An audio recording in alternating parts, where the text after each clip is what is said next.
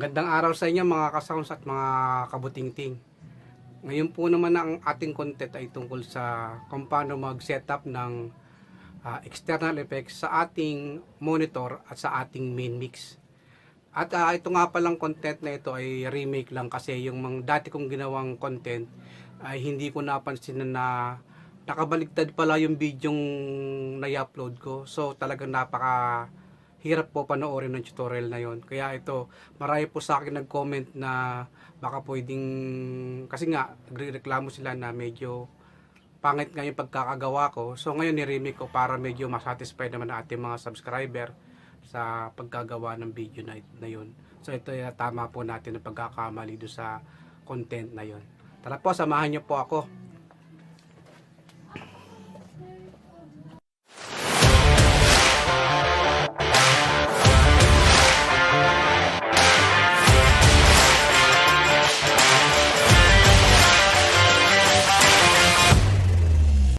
Sounds, ang gagamitin natin ngayong effects ay itong Alisys Microverb 4. Itong ano na to, 24-bit signal processing.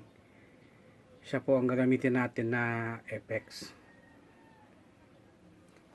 So, ang setup nga pala nito, ang ating connection.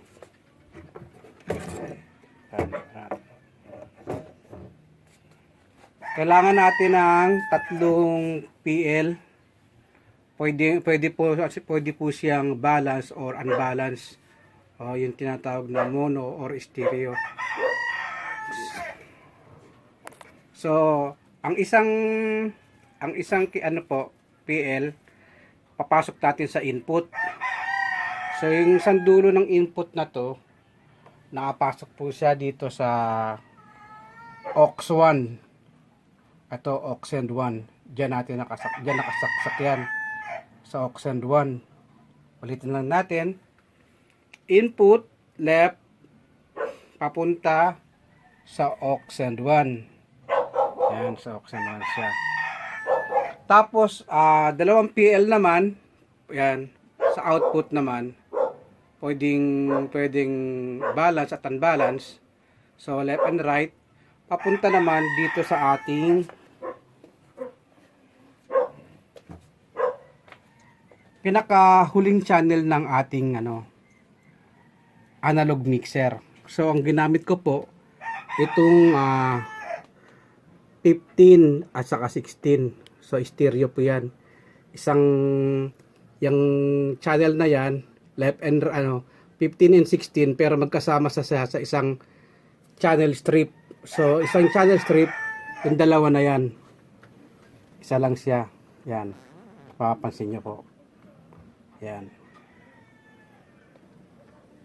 Isang channel, pinakadulo siya. Yan, 15 saka 16.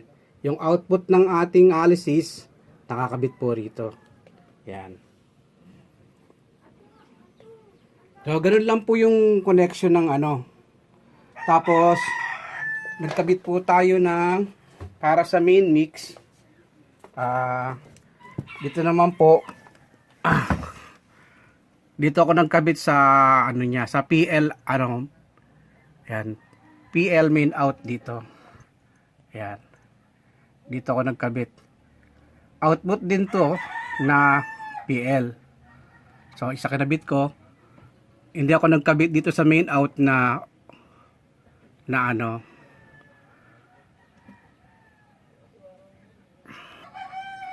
dito sa XLR. Dito lang ako nagkabit sa PL. So hindi ako gumamit ng XLR out. Sa PL output lang ako nagkabit. So yan po. Yan po yung connection natin. Tapos ang ginamit ko nga palang ito po yung ginamit ko na sa main out. Itong powered speaker na X-Line. Yan po yung ginamit ko na sa main out. Itong X-Line na to. Yan. S6. Siya po ginamit. Tapos, sa ating stage monitor naman, ito ginamit ko. Itong RCF po, 715. Siya yung gagamitin natin na monitor. So ito naman, yan ang kanyang input. Ang kanyang input. Yan. Tapos, nakakabit siya dito sa ating Auxend 2. Yan, Auxend 2. So, halimbawa, marami ka pang powered speaker at marami ka ring auxiliary. Tulad sa akin, 4 po auxiliary ko. Sa iba, mas marami pa. So, pwede kang gumamit pa ng itong mga iba pang auxiliary, pwede mo pang gamitin yung stage monitor. Pwede pa yan silang gamitin na stage monitor yung mga yan. Yan. So, testingin na po natin.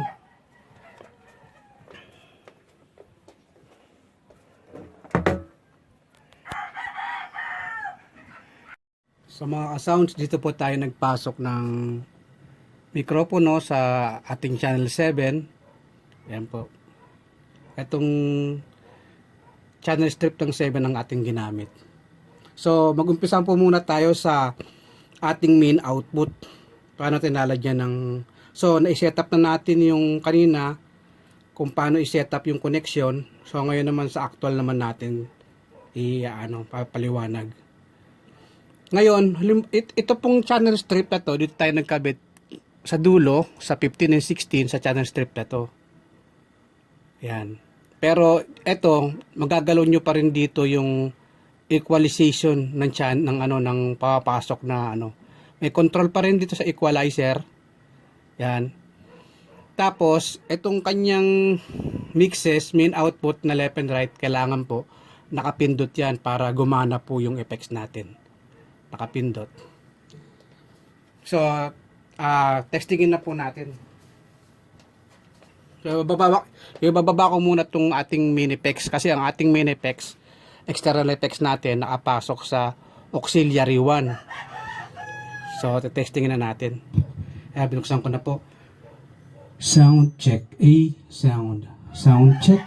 Ba natin Sound check. Hey. Sound check. A. Yan. Tapos ito yung pinaka-mini mix natin. Sound check. Sound check. Hey. Hey. Sound check. A. Sound. So, lalagyan na natin ng lalagyan na natin siya ng effects. So, remember, lagi pong ating effects ay nasa auxiliary 1. Ito po yung pinaka-master ng aux 1. Itong knob na to. So, mag-angat tayo dito. Baka lang to, medyo na feedback. Ayan. Nagyan ko ng effects. Sound. Ang ating pinaka-mini effects. Tapos, bubuksan ko rin tong pinaka-auxiliary aux 1 ng bawat channel strip. So, itong channel strip ng 7 aux 1 ang aking ikot tataasan ng buksan natin. Sound check. Yan. So yung effects na ginamit natin galing sa Alice's na microburb 4. Check. Hello. Sound check. Yan. Habang tinataas natin, tumataas din ng level ng ating effects. Check. Hey. Sound check. So ayan po yung ating main mix. Main mix natin yan. Tapos kayo na lang po ang bahalang mag-adjust ng desired o gusto ninyong effects. So, halimbawa papatayin mo yung itong channel 6 ito channel 6 natin, papatayin mo effects. Baba mo lang to. Baba mo lang tong ating aux 1. Halimbawa may MC, nagsalita siya, tanggalin mo na yung effects. At kung halimbawa may kakanta, lagyan mo ng effects. Ganun lang yan. Tumungo naman po tayo sa huwag niyo pala kakalimutan itong pindutin i-press tong left and right para meron po effective at saka kahit ilagay niyo lang itong fader ng ating external effects kahit sa unity gain lang, okay na yan. Dumako naman tayo sa sa ating stage monitor.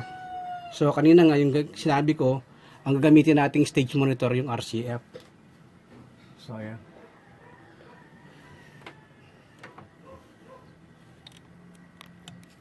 Ito po yung ating stage monitor, itong RCF. Binuksan ko na po. Ayan. Ayan siya.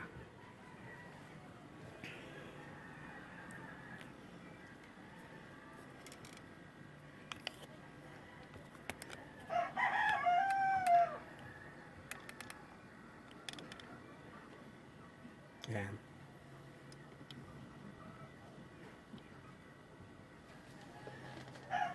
Check A. Check A. So, punta tayo sa monitor. Ito yung ating control, ito yung channel strip na mayroong tawag dito, lumalabas sa main out. So, pipress ko to para hindi siya tumunog sa main out. So, wala na. Pinunod ko meron. Ayan. Ang control naman ng ating monitor, stage monitor, sa ito naman sa 2, sa ating auxiliary 2 na main. Main siya, main control. So, papatayin ko tong main output natin. Main out. Wala na. Tapos, itong aux 2 ng channel strip, bubuksan natin. Pero ito muna, buksan muna natin itong pinaka-main ng auxiliary 2. Yan. Tapos buksan natin to volume ng ng ating stage monitor. Hey. A sound check.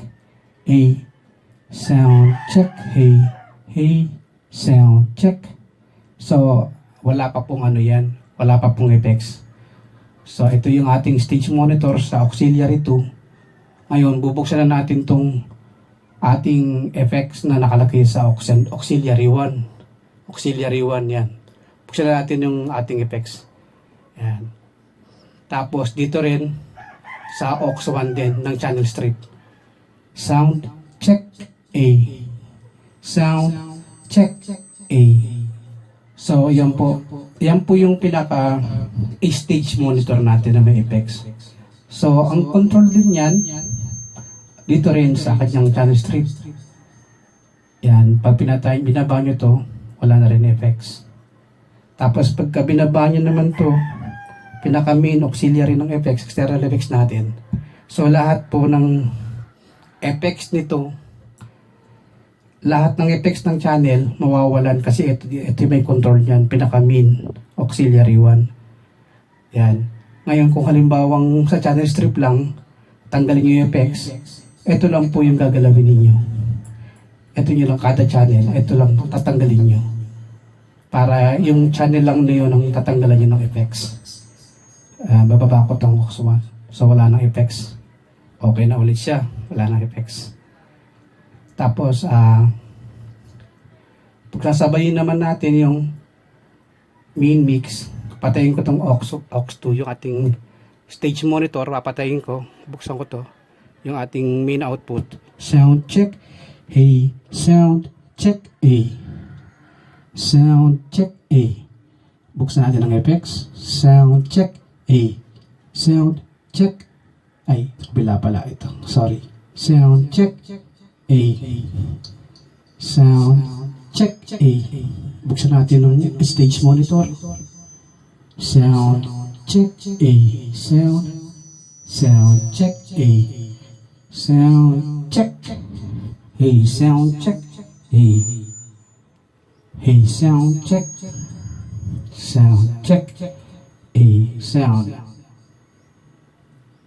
Low. Check A.